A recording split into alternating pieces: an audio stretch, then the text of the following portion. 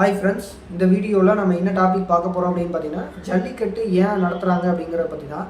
So உண்மையிலேயே பார்த்தீங்கன்னா, காளைகள் அப்படின்னு கேட்டிங்கன்னா, கொங்கு தமிழ்நாட்டில் தான் வந்து அதிகமாக இந்த காளைகளுக்கு வந்து பேர் போன இடமா இருக்கும். ஸோ இப்போ பார்த்தீங்கன்னா, காங்கேயம் காளைகள் அப்படின்னு சொல்லுவாங்க. ஸோ காளைகளுக்கு வந்து காங்கேயம் இடம் தான் வந்து அந்தளவுக்கு ஃபேமஸாக இருக்கும்.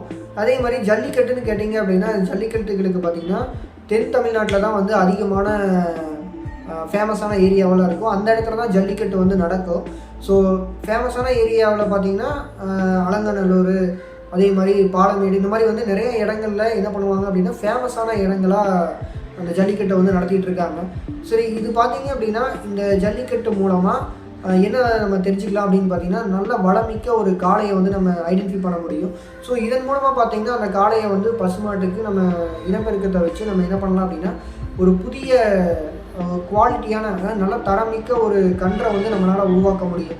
ஸோ இதை வந்து அவங்க ஐடென்டிஃபை பண்ணுறதுக்காக தான் என்ன பண்ணாங்க அப்படின்னு பார்த்தீங்கன்னா, எந்த காளை வந்து நல்லா திடமாக இருக்குது அப்படிங்கிறத ஐடென்டிஃபை பண்ணுறதுக்கு இந்த ஜல்லிக்கட்டை வந்து வச்சுருந்தாங்க.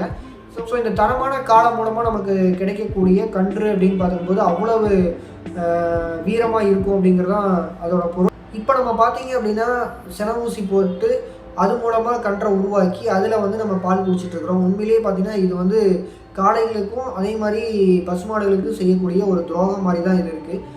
ஸோ முன்னோர்கள் வச்சுருந்த அந்த ப்ராசஸ்லேருந்து நம்ம கிடைக்கக்கூடிய பால் அப்படின்னு பார்த்திங்கன்னா குவாலிட்டியாக இருந்திருக்கும். இப்போ பார்த்திங்க அப்படின்னா அந்தளவுக்கு குவாலிட்டி இல்லை அப்படிங்கிறது தான் நமக்கு சொல்லணும். ஸோ உண்மையிலேயே பார்த்திங்கன்னா ஜல்லிக்கட்டு அப்படிங்கிறது இந்த ஒரு விஷயத்துக்காக தான் வச்சுருக்காங்க. எதனால அப்படின்னு பார்த்திங்கன்னா, ஜல்லிக்கட்டு காளை அப்படின்னு சொல்லுவாங்க இல்லையா, அந்தளவுக்கு திடமான ஒரு காளையை வந்து ஐடென்டிஃபை பண்ணி அது மூலமாக கிடைக்கக்கூடிய பசுவை வந்து நம்ம எடுத்துக்கிட்டு அந்த பசுவோட பாலை வந்து நம்ம குடித்தோம் அப்படின்னா அந்தளவுக்கு வந்து நமக்கும் ஒரு வீரம் வரும் அப்படிங்கிறதுக்காக தான் இந்த ஜல்லிக்கட்டு அப்படிங்கிற போட்டியை வச்சு அவங்க வந்து தமிழர்கள்லாம் என்ன பண்ணியிருந்தாங்க அப்படின்னு பார்த்திங்கன்னா விளையாண்டுட்டு இருந்திருக்காங்க. ஸோ இது வந்து மிகப்பெரிய ஒரு